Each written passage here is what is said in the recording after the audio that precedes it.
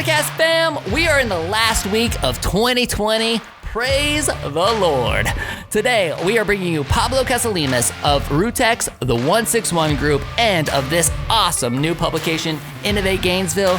We're in here. We're so grateful to be in here. Look, they even put our logo on here, baby. It is incredible. After realizing that he wasn't meant to be an engineer through a bad internship experience, Pablo started Rootex, a content marketing agency, in late 2015, and then dropped out of UF a year later to grow his business full-time. It's an awesome story. And in today's episode, we talk about what it's like telling your parents that you're going to drop out of school so that you can go start a business, what inspired this incredible publication, Innovate Gainesville, what we think Gainesville looks like in 10 years, and collaboration versus competition. Happy New Year, everybody. Enjoy the show. You are listening to WHOA Podcast, coming to you from Gainesville, Florida. Hello, everybody, and welcome to another episode of the WHOA GNV Podcast, baby. The podcast bringing you businesses and individuals that make you go, whoa. I am your host, Collin, and my co-host is Michael Dees, but he's sick, y'all. He's sick, and just so you know, he's going to be sick next week, too, because we record these back-to-back. So don't think he's sick for 2 weeks, but he was not feeling too hot when we were getting ready to record, had a massive headache, and so, Mike, hope you feel better, brother. This is the last show of 2020. You saved the best for last. There you go, Pablo. Oh, you guys. And, real quick. So, man, dude, I got an epic Christmas gift, man, from my team. You want to see it? What is it? Dude, let me show you. Hold on. I got to put this down. Check this out. All right. I got to give so much love. I got to give so much love to my team, you guys, because look at what they had made for me, bro. This quilt, right? What? See that, James? Good. That is so cool. So anybody who's listening on iTunes and that kind of thing, you guys got to go check out the video on YouTube and Facebook, because my team made me this quilt out of, these are all the old shirts. These are all of the old shirts from all of the years past, like our team shirts that we wore around the dealership and that kind of thing.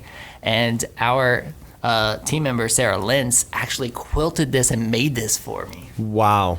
That's incredible. And that's a lot of work. And the whole team chipped in. It's beautiful, and dude, I'm not even kidding. I was crying like a little baby this morning.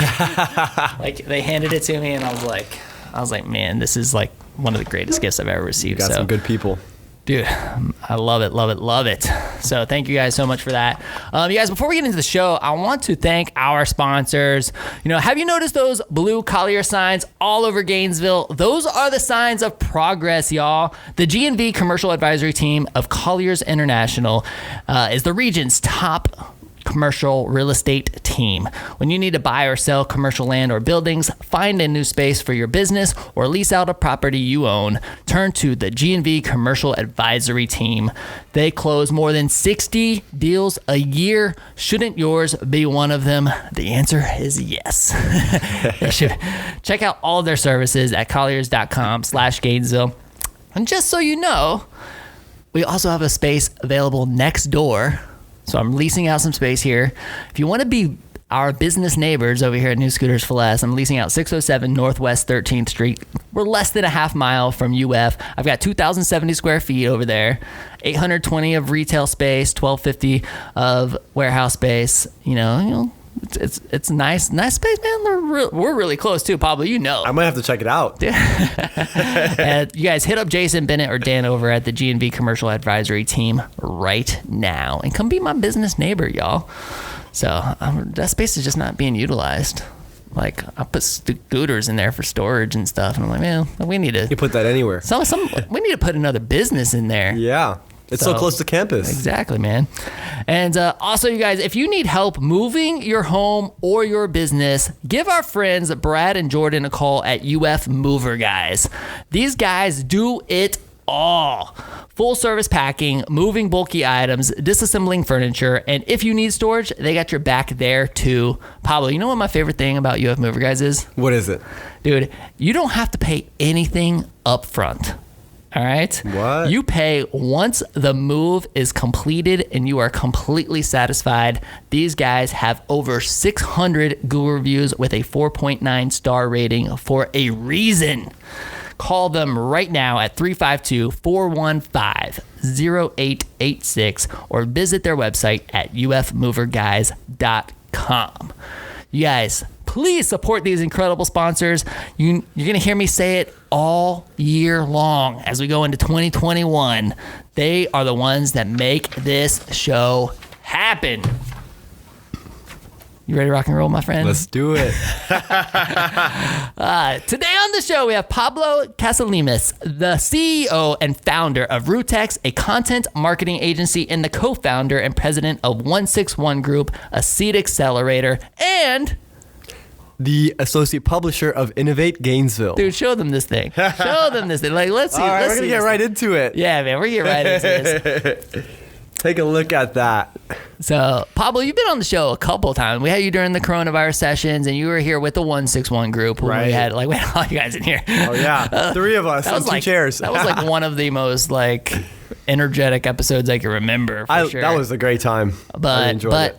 I'm just incredibly proud of you, dude. Thank you. Like, yeah, it was a lot of work. This was a lot of hard work, and I wanted to have Pablo back to specifically show this thing off. And then he comes in here with a surprise book with our logo like printed on the front of it. Look at you see that? Like, dude, this is incredible. And and I'm just excited to get into it. But like before we talk about the book and why you did this and why we got it, the one thing that I haven't even had the opportunity to do really is like dive into your story.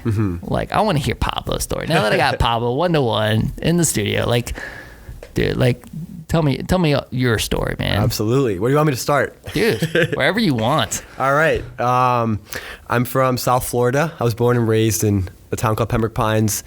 And I didn't think I was going to get into UF. I wasn't really a good student in high school. I was like ranked 100 in my class out of 400 students. And I somehow got in. I got a decent SAT score, got in, and I got into the Innovation Academy at UF. So I started spring semester. And my whole life, my parents had told me that you've got to be a doctor, a lawyer, or an engineer. I have traditional Hispanic parents. They were raised in third world countries. And to them, these are like the professions that, you get job security, like it's reliable, you always have a good high paying job. And so for me, I hated reading and writing. I wasn't going to be a lawyer. And I can't tolerate blood and I hate being at the hospital, so I wasn't going to be a doctor. So I was pretty much on track to be an engineer. And so I was going to study industrial engineering, which I did at UF for 2 years. And then I got my first internship. And that was where my life kind of changed.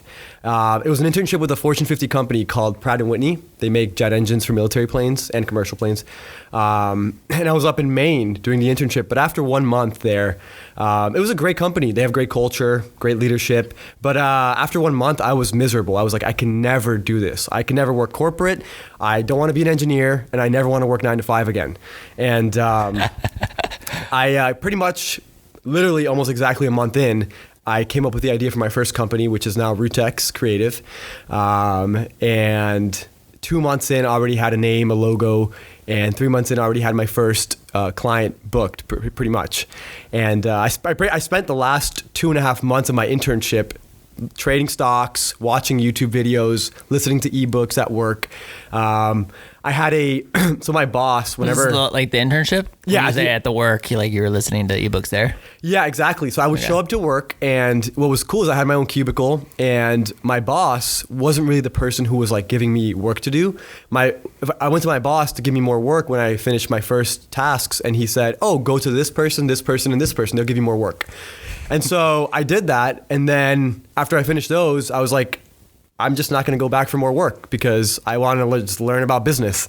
And so I, for a large part of the time there, I was just pretty much going to work and learning stuff about business and getting ready, like planting the entrepreneurial seed in my mind pretty much. And did you know while you were on this internship, you're like, I'm going to be an entrepreneur? So I had always loved the idea of entrepreneurship. I had read maybe like 2 or 3 books. And real quick, what year was that when you were in that internship? This was 2015 in the fall. fall of 2015. And I had always dreamed about it. I was so inspired by Steve Jobs and a lot of these other entrepreneurs. And so when I was at that moment, I thought to myself, I'm at a crossroads. I have to start all over anyways. Why don't I just go after what I want to do instead of just going back to the university and studying something I don't want to do? So I switched my major to advertising, but really it was because I just wanted something easy that I could focus on my business with. And so after about a year at UF at that major, actually one semester in, I decided I was going to drop out, and I ended up dropping out a year later. I just had to ease my parents into it because it wasn't an easy thing for them.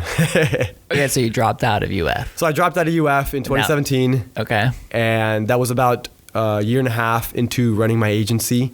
And by no means was my agency like super successful, making a lot of money. I was just starting out still and learning a lot of things, making a lot of mistakes. But I knew for a fact that this was what I wanted to do. I wanted to be an entrepreneur, and I was going to figure it out. And so I just took the leap.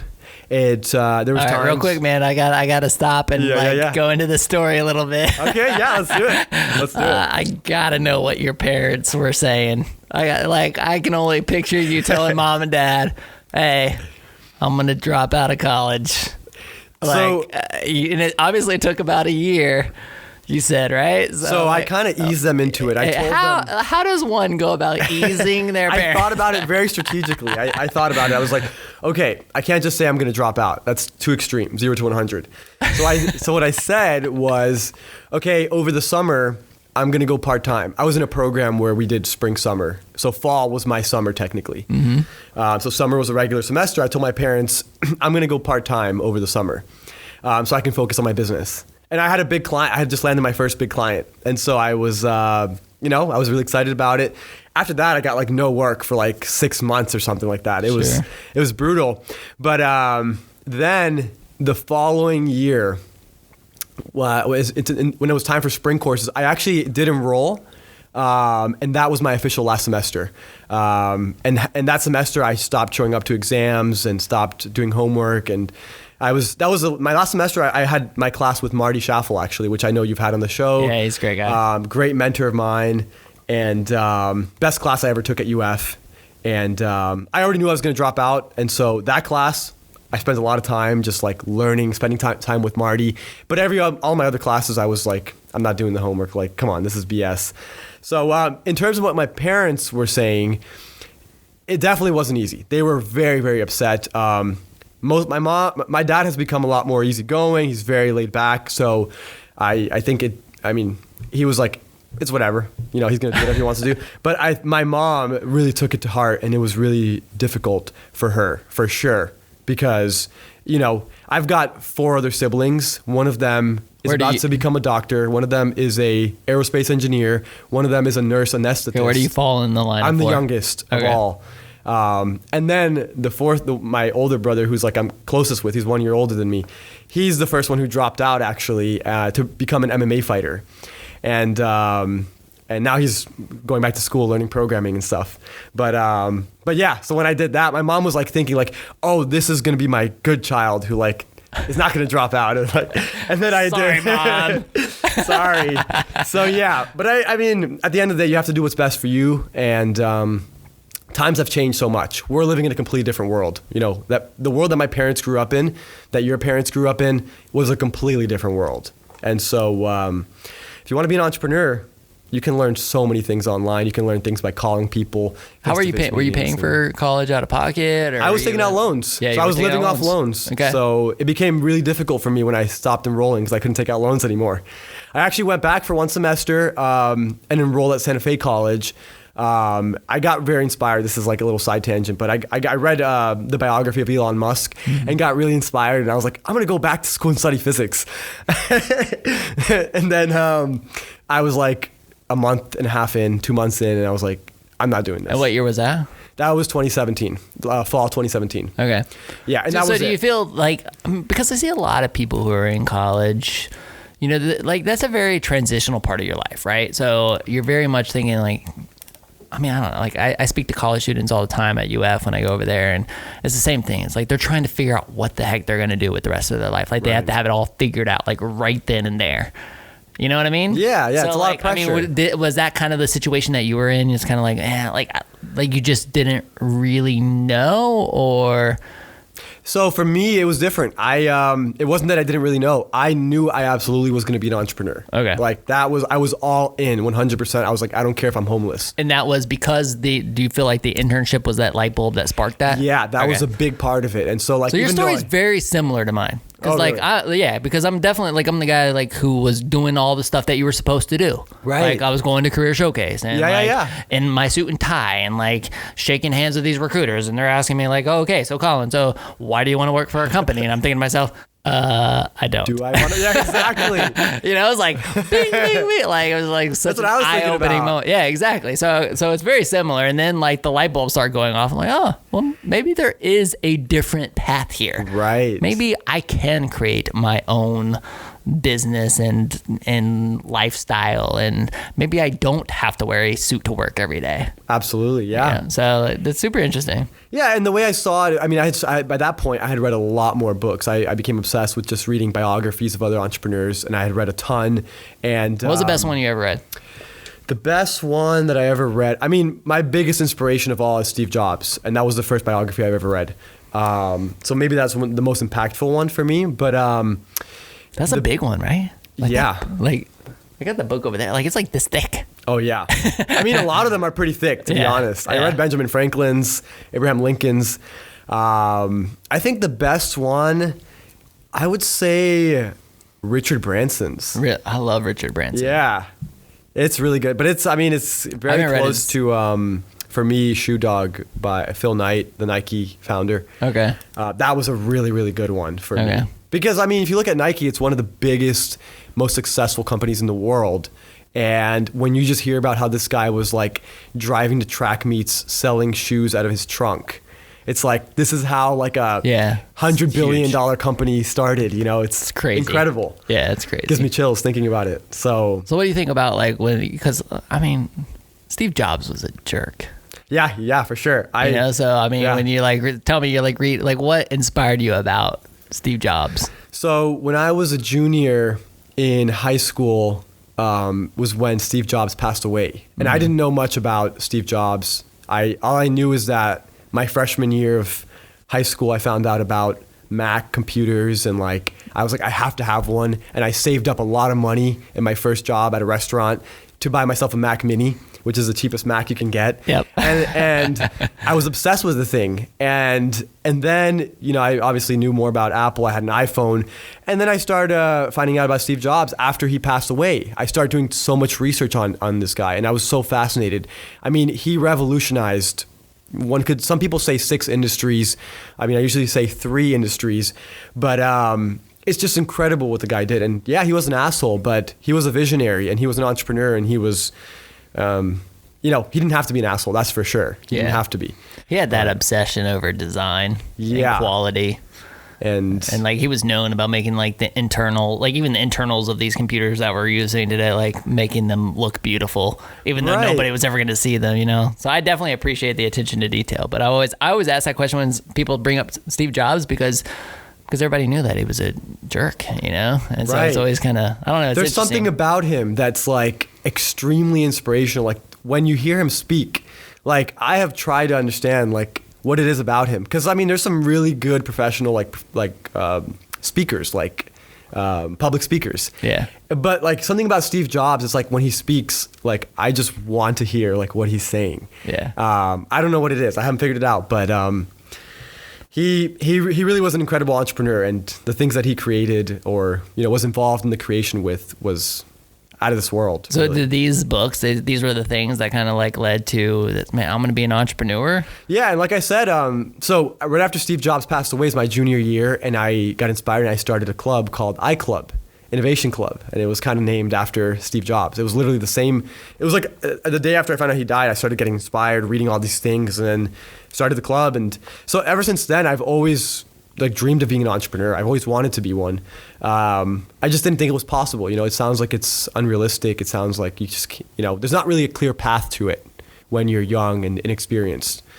And the more I've learned, the more I've realized there is a clear path to it, but you just can't see that as much as you can see going to college. and getting a degree and getting a job. So, yeah.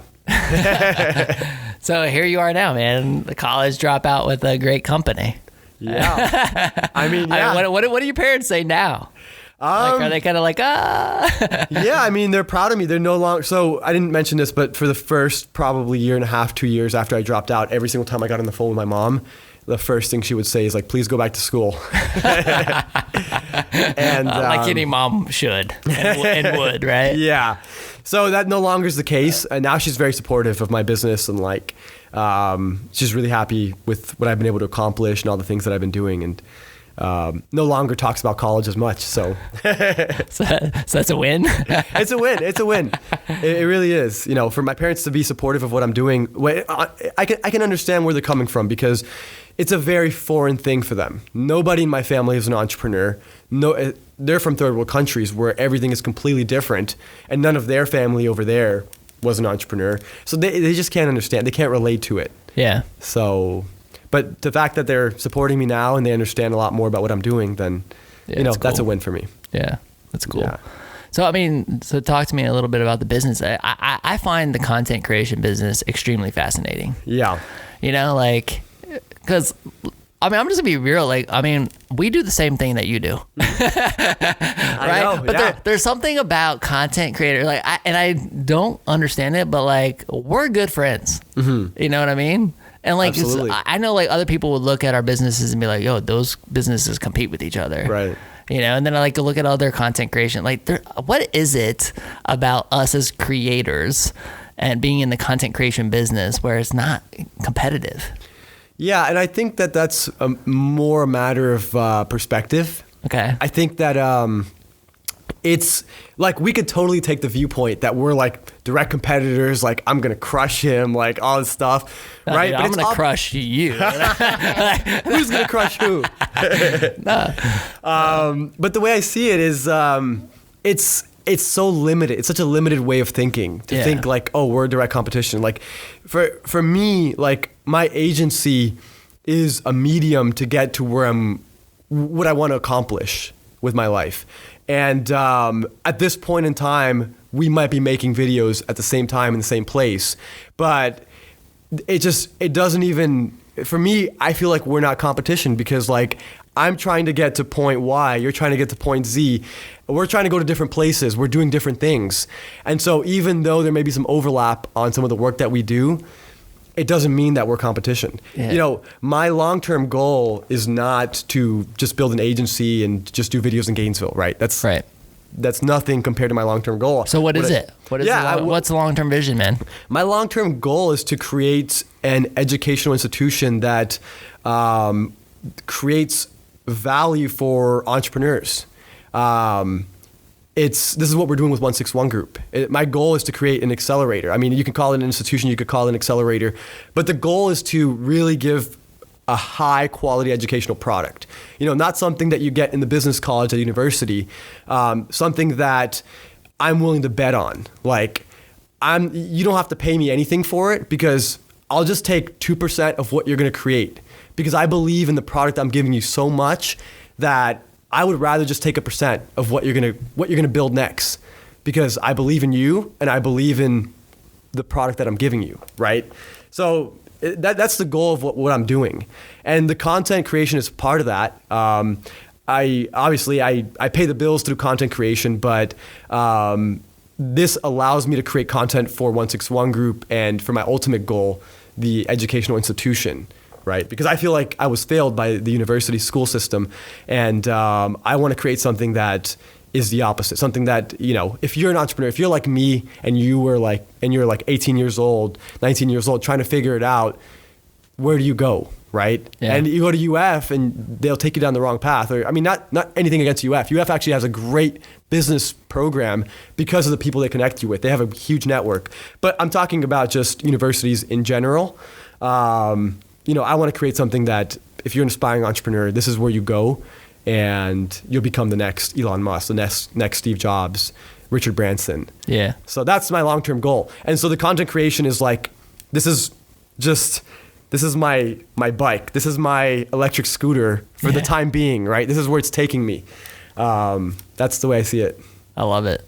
I love it. It makes me think of like New Scooters for Less. For me, like that's been the vehicle that's allowed me to not only impact Gainesville in a plethora of ways, but also give me the education and the foundation necessary for my next chapter and whatever, what that looks like, and being an impactful entrepreneur. You know what I mean? Right. It's super, super cool. And like anytime somebody asks me about, like, cause I get the same question, people are like, dude, you're friends with all these other content creating companies, and I'm like, you're damn right, man. They're talented people. I love them all. Yeah. Yeah, I don't know, but they're especially like within family and stuff, they're always fascinated by it. I'm like, I don't know what to tell you except that they're just really cool people who do incredible things, and I love to be surrounded by them, and they push me to be better. Yeah, and here's the other thing. I don't know if you're into like stoicism or anything like that, but the way I see it is, if you, let's say that me and you, my agency and your agency, we're both trying to land a contract and you want it. In my mind, it's not like, oh, screw him, I'm going to crush him. The way I see it is, oh, he got it, I didn't deserve it. I need to improve.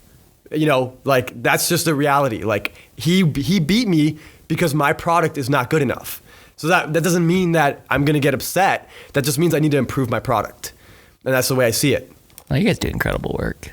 And there's so many, and dude, the other content creation companies. There's a lot of good ones, and there's plenty to go around. Like, and I sit here at this table, and very often, like after hours or before hours, grabbing coffee with them and having great conversations exactly like this one. It's awesome, and and I think Gainesville is a special place because it really fuels that. Right. You know what I mean? There's something about the entrepreneurial ecosystem here that just continues to fuel that.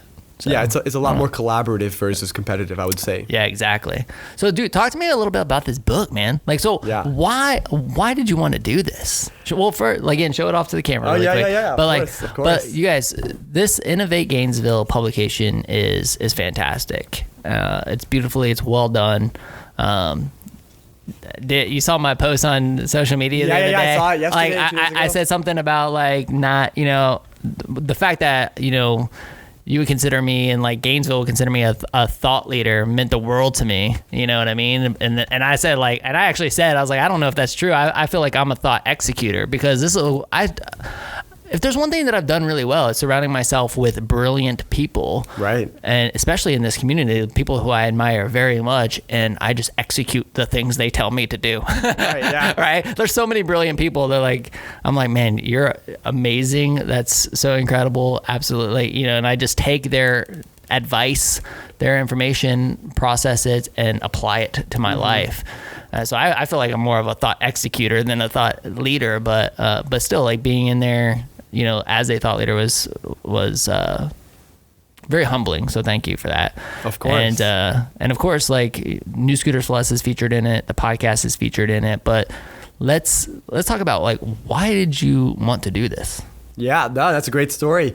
So I'll tell you the full story. I don't usually tell this, but because I usually skip the first part. But do you remember Startup Week, Tampa Bay, when Gary Vee spoke? I think it was Gary Vee, right? Was that 2018? I was thinking that was 2018. Yeah, I was actually in that theater, and I saw you. Yeah, I literally handed that was the closest I've ever been to him in person, because I literally handed my book to him, and he signed it, and that was the first time we looked each other in the eyes ever. Yeah. And I said, thank you, and he said, you're welcome. And that was, you know what I mean? Right, he had to run. I remember he was trying to leave to a flight or something. Yeah. So, but anyways, that event, it maybe had been the day after that, or the day before that, or that same day. It was the last day of Startup Week, and I remember being in this little cafe, and this guy was running around, this South African guy was running around with this Tampa Bay book.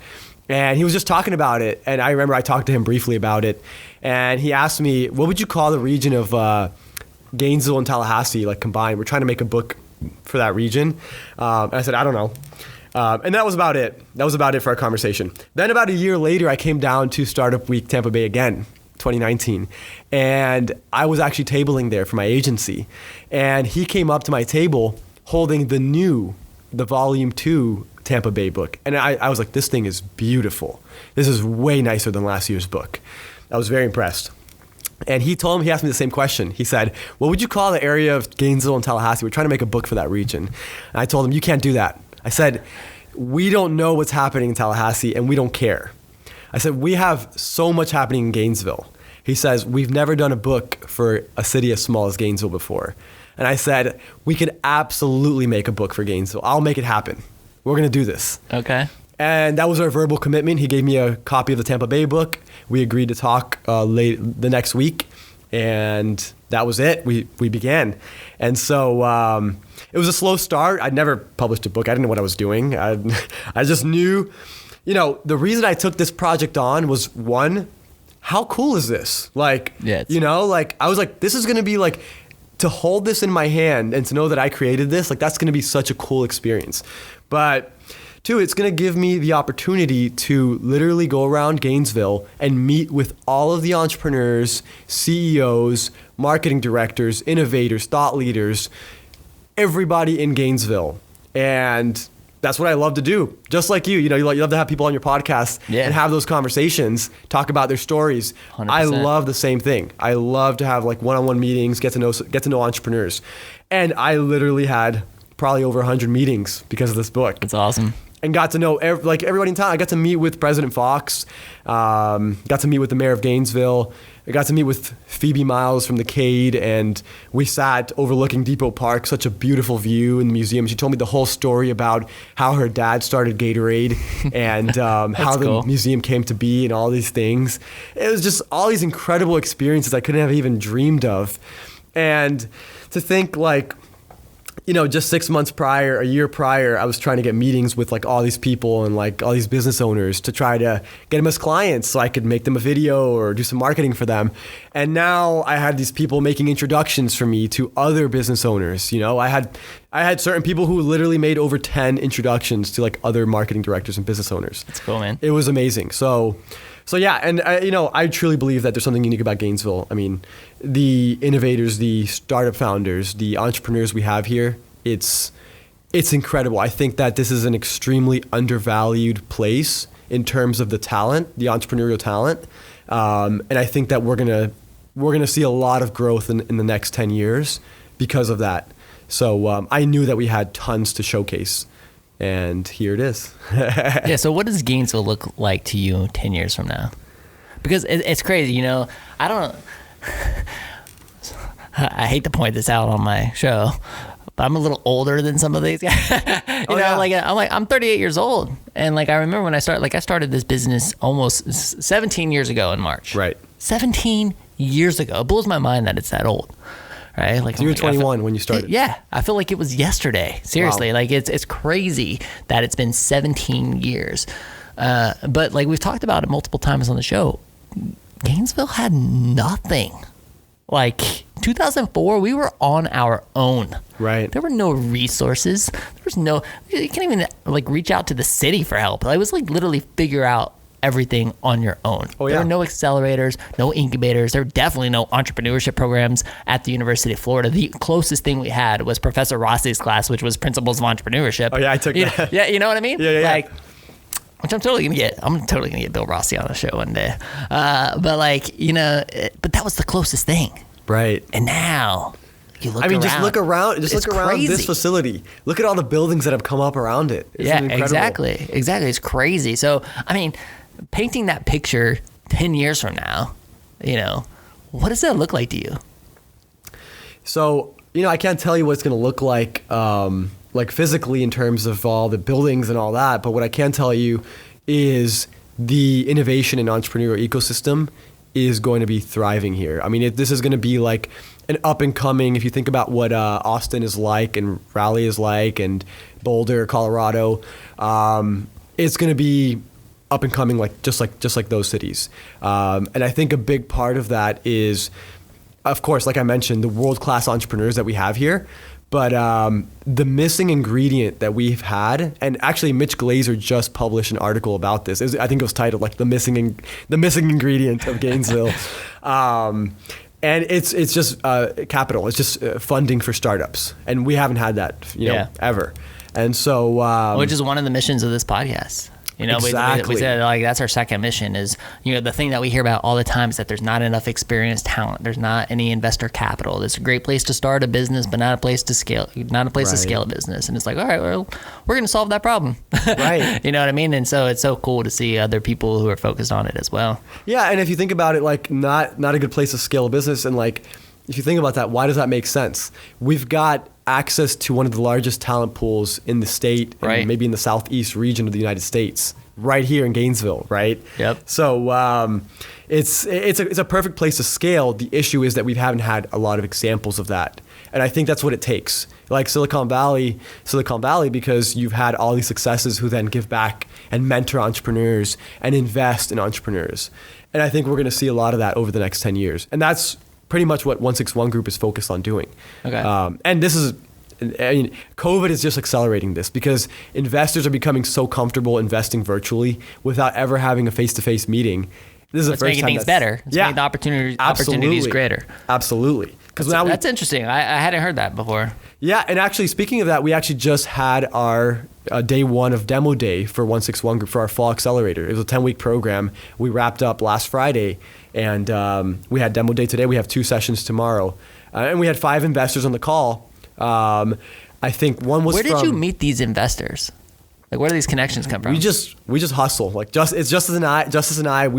It's all cold outreach. You know, most of the time. Sometimes we get introductions. You know, some people have been really great. Jim Bowie at UF Innovate has made a lot of great introductions for us. But it's just totally like cold emails, messaging on LinkedIn. You know, we literally found the Gator 100. I think you're one of the Gator 100 at one point. At one point, yep. Yeah. And so we barely squeezed out. Like, we were like number 92, baby. Oh, yeah. 2015, like number 92 or something. I'm like, oh man, I'm so proud to be number 92 because I have no idea. At least you're on the list. There you go. And I went on the website and they've got a PDF there for the past 5 years, 5 PDFs, each one with 100 Gator 100 companies with the founders. And we just looked through it and I started saying, oh, this person would probably be a good mentor for this program. This person would probably be a good angel investor. And we just start cold outreach. And the reason we do this is because we're like, hey, we're starting an accelerator out of Gainesville. We got a lot of UF startups in the program. And for them, this really resonates because, you know, they went to UF. They started a company. Right. So we're going about it very strategically. We got a response from the founders of Procter U, and this is like a 300 plus employee company, and they're going to be some of our speakers in our spring cohort. So that's how we go about it typically. It's a lot of cold outreach. What about the people who are in your cohort? Oh, the cohort. They just apply or what? Yeah, so that's a lot of marketing. I mean, if somebody's listening to this and they want to be part of this, what do they have to do? So we're going to be putting out the application for the spring cohort probably in 2 weeks, probably like end of this year or beginning of next year. So right when this episode goes out. Oh yeah, right around that time. And it'll be open probably till the end of January or maybe like 3rd week of January. Okay. And yeah, that's, you apply. It's just a Google form. It's like, it should take around 20 to 30 minutes. But the questions are really useful because these are questions that if you're starting a startup, you want to be thinking about. So even if you don't get into the program, it's a useful practice to kind of go through the process. And we just promote it different places. We go on Reddit, blast it out. We post it on Facebook, Instagram, Twitter. We send it to strategic channels. We're plugged in with like different entrepreneurship clubs and other like tech clubs at different universities, like Georgia Tech, for example. It's called Startup Exchange. We're good friends with the people who run that. We send it out to all the universities and have them blast it out. So it's cool, man. So like, I want to kind of steer this back towards you as an entrepreneur real quick. You remind me of me at my early, I don't want to say earlier days, but like, you're a person who likes to be involved in a lot. Like, you got so many different things going on, man. Like, you got Rootex, this content creation company. You've been like out hustling, getting people in this incredible publication. You got OneSixOne Group. I mean, dude, who knows what else is next? Like, you know what I mean? Like, how? Like, I just know people are listening, being like, how does somebody manage all of it? Like, how do you do it all? Yeah. And is it effective? Like, is it Right. effective, right? Because like, isn't it more effective to focus on like one thing than to be everywhere? Like, so I'm just super curious as to your perspective, because I have my own thoughts, but I like want to hear yours first. Absolutely. Yeah. I would agree generally it's a good idea to focus on one thing and just give all your, especially in entrepreneurship, it's so hard already. If you're doing two things at once, that makes your chances of success a lot lower. The reason I'm doing multiple things is because they all tie in with each other. And each one complements the other. The other thing is that my agency, I didn't start my agency and OneSixOne Group at the same time. I started my agency actually at this point 5 years ago. OneSixOne Group was born as it wasn't even a company or organization. It was just events. We were just doing networking events. The Empty Bottle Club. I know you went to a couple of those. And that's how it started. And maybe in about a year and a half ago is when it became OneSixOne Group. And the accelerator only started right after COVID. And that was because we couldn't do any events in person. And so like all these things, it would have been crazy for me to say, I'm gonna start a seed accelerator, I'm gonna start a content marketing agency, and I'm gonna publish a book all at the same time. That would have been crazy. Right. I completely agree with you. But it wasn't at the same time. It was one thing after another. And, I did this because I wasn't getting a lot of work for my agency. I knew this was going to open a lot of doors for my agency, and it did. And now I've got tons of work for my agency. But the past month has been crazy for me since Thanksgiving, basically, because all three worlds kind of like collided because I basically had the book launch event. The book was finally here, so I had to drop off all the copies of the book. My agency was getting tons of work, so we were working on tons of videos at the same time, trying to manage some social media accounts. And on top of that, we are in the middle of our OneSixOne Group Fall Accelerator, and we have to line up speakers. And the way we do it is, we don't go and say like, okay, we've got this 10-week. We have one speaker each week and like, here are all the speakers we're going to have. No, the way we do it is we launch the program the week before, we make a couple phone calls and we're like, hey, can you speak to our founders next week? Hey, can you speak to our founders in 2 weeks?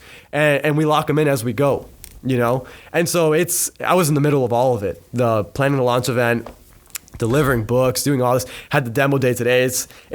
I have not been sleeping a lot in the past month. How much sleep do you get?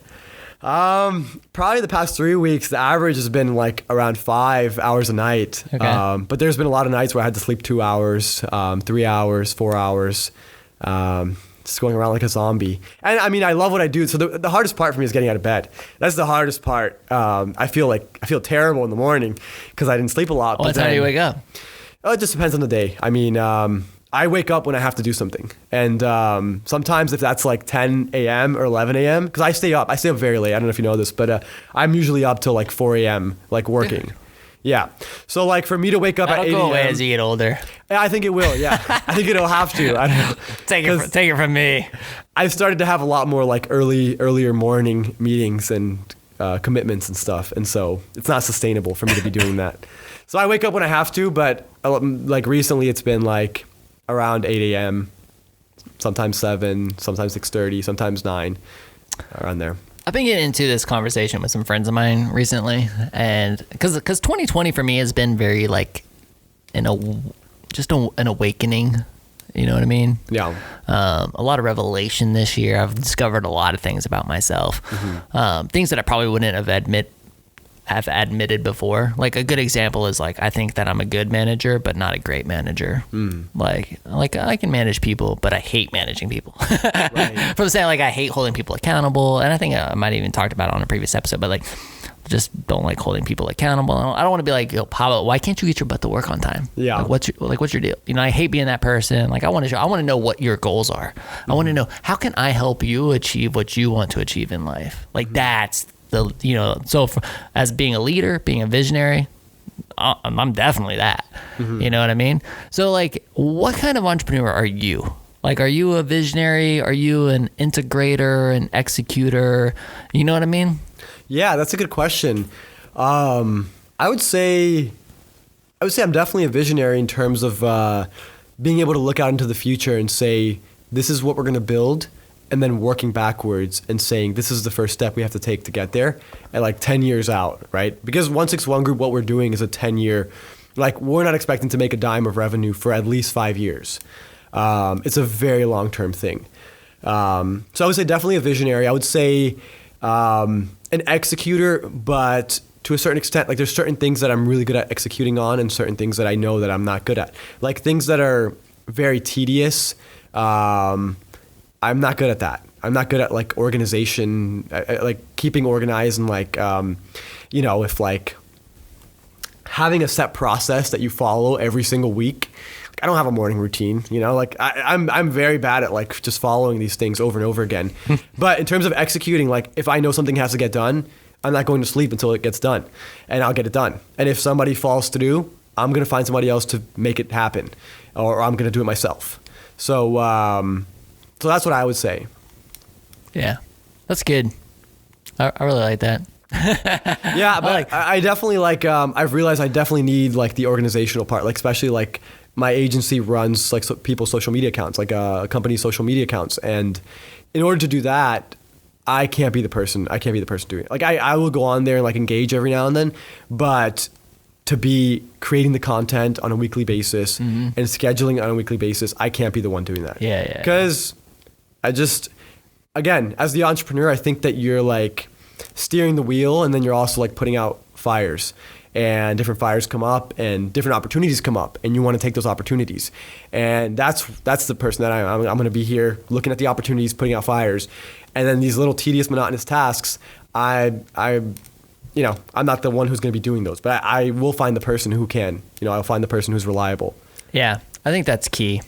Like I know that moving forward in my entrepreneurial career, like I have to surround myself with integrators. Like when I look at, you look at Disney World, for example, like Walt Disney, like he was a visionary, and then like his brother, like made it happen. I need like the people who can like make it happen. You know what I mean? It's not like I'm not afraid to pull the trigger. I'm a risk taker. Dude, this podcast was like literally like the idea sparked. I was like, our community needs this.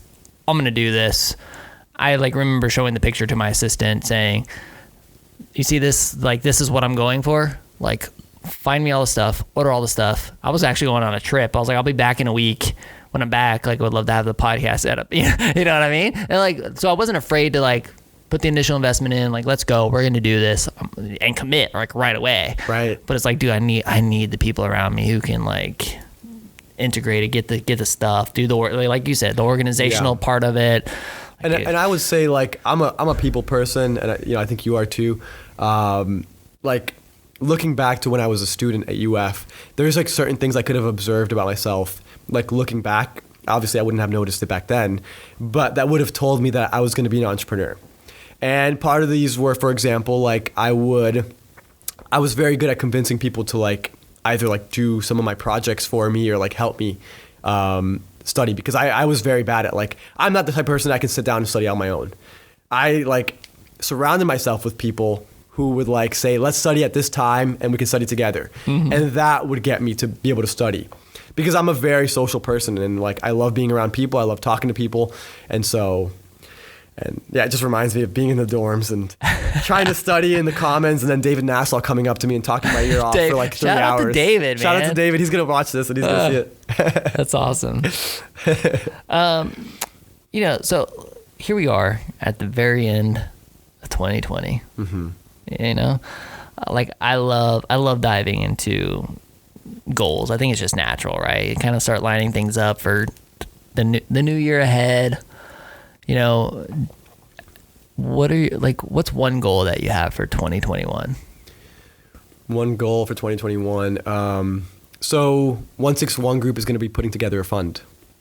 So one goal I have is by the end of next year to have fully finished raising a $5 million fund and to invest in, Gainesville companies, but not just Gainesville companies. So yeah, that's one thing we're working on. And you've already laid that out. You can be able to make that happen. We'll make it happen. That's a big goal. We'll make it happen. We've been definitely surrounding ourselves with the right people, and then we've been putting in the work. I think a really key thing is demonstrating that we're able to have consistent, good deal flow. And think about this. We just launched an accelerator with 0 experience.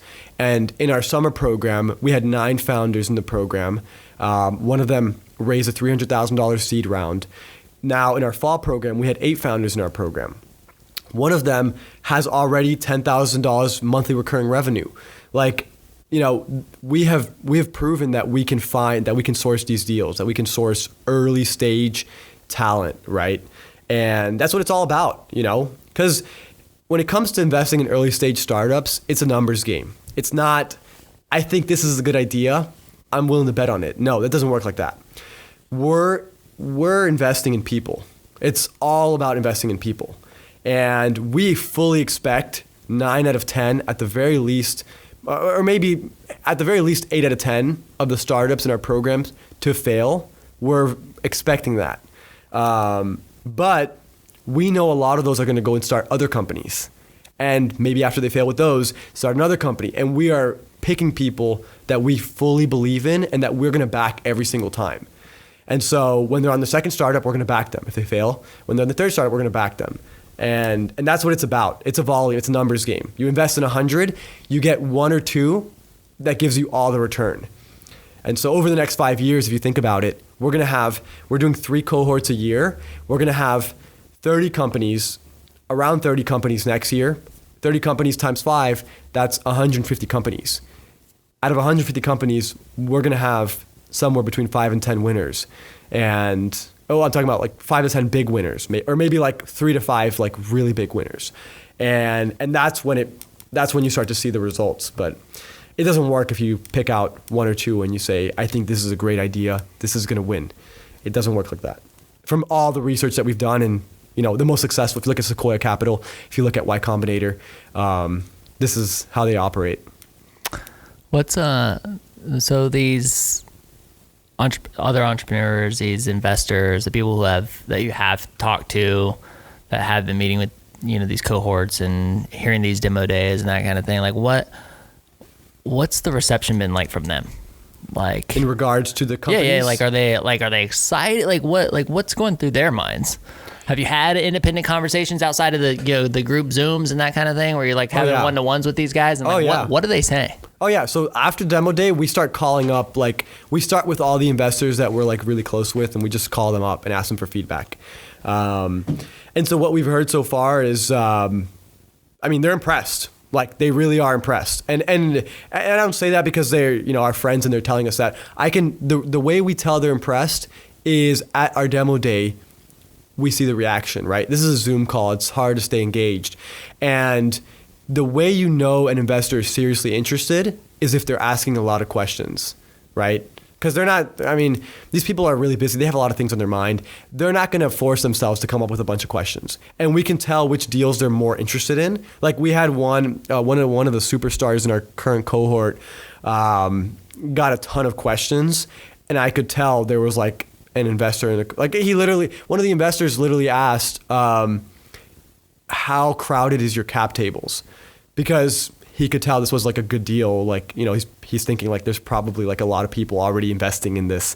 So we can tell we observe everything. It's not just what they tell us. It's observing, you know, what kind of questions they're asking and how engaged they are throughout the calls and stuff.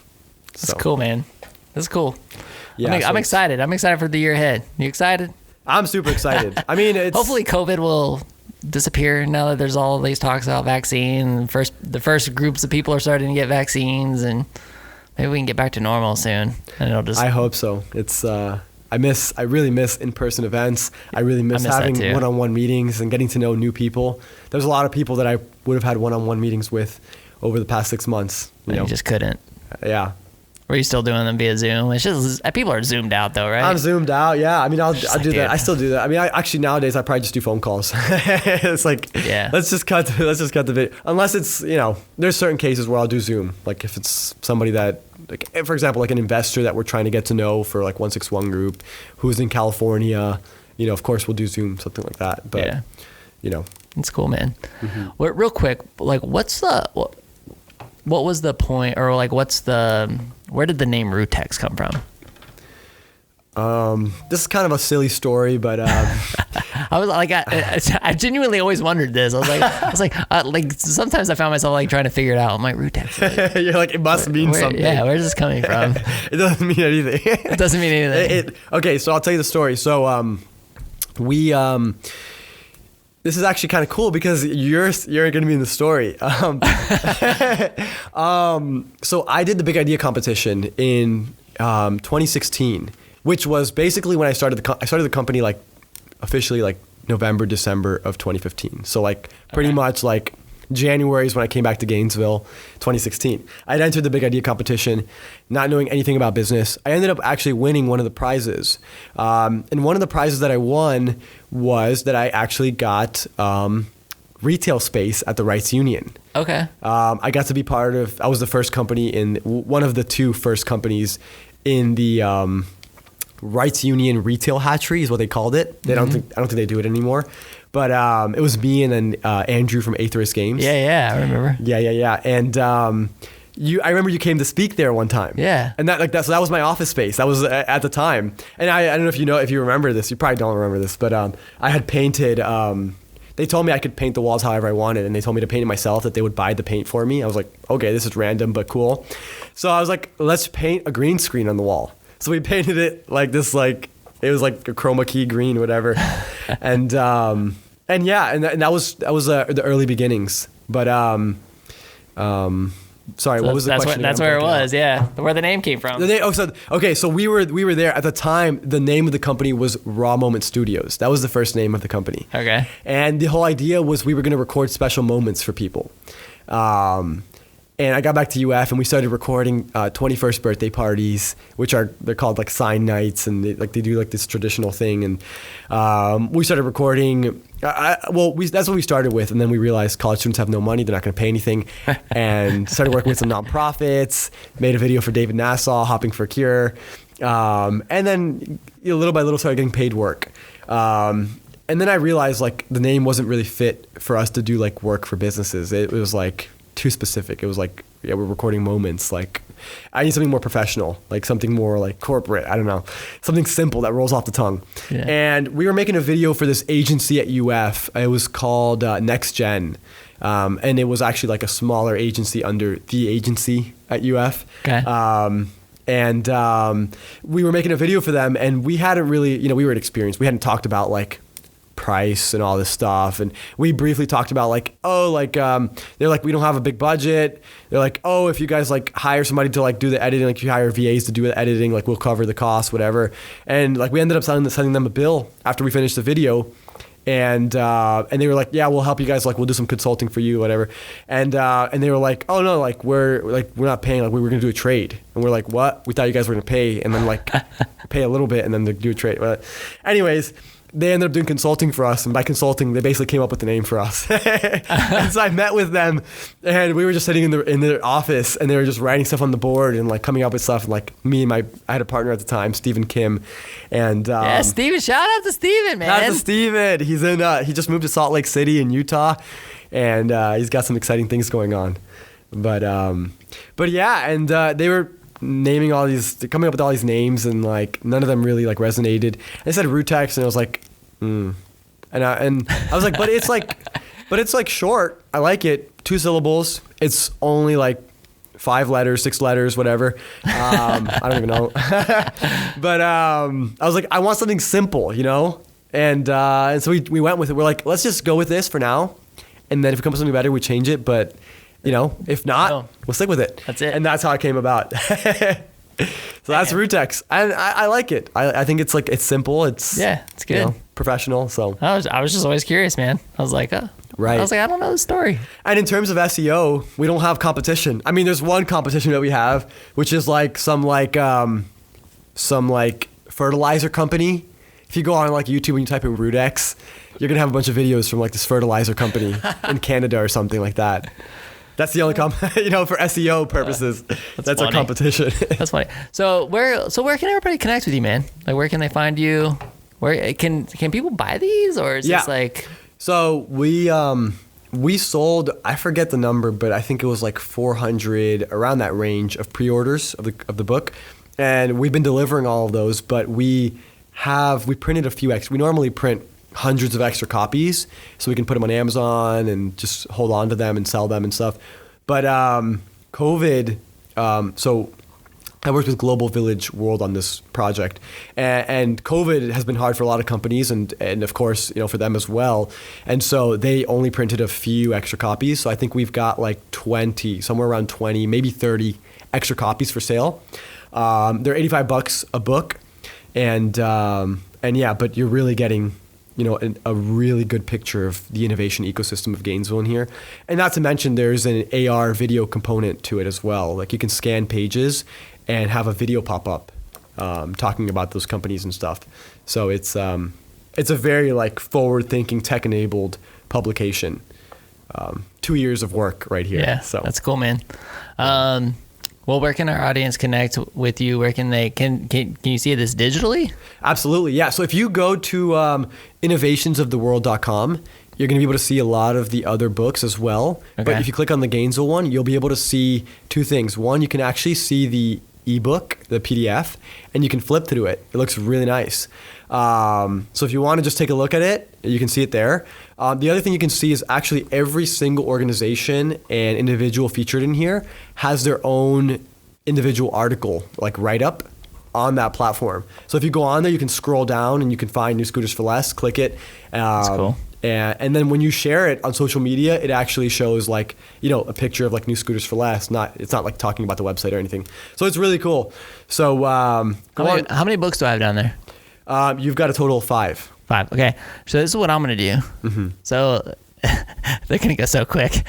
I'm going to let Mike have one. I'll keep one. So I got 3. Okay. So the first 3 people who listen to this episode and hit me up on Instagram, I'm going to say on Instagram at WHOA GNV and say, I want the book, I will let you have the book. So the first 3 people, my gift to our listeners, so you can check it out. That's so awesome. Just, definitely hit me up on Instagram at WHOA GNV and we will, hook you up, baby. Hook up our listeners. That's $85 right there. Yeah. Don't miss out on that. Dude, that's great. Definitely not. Well, this is cool. And how about you personally? Like they can connect with you on Instagram, your company, Rootex. Where can they find you guys? Yeah, DM me on Instagram, add me on LinkedIn for sure. Pablo Casilimas. There's tons of ways to get in touch with me, straight up. I mean, my contact information is in this book.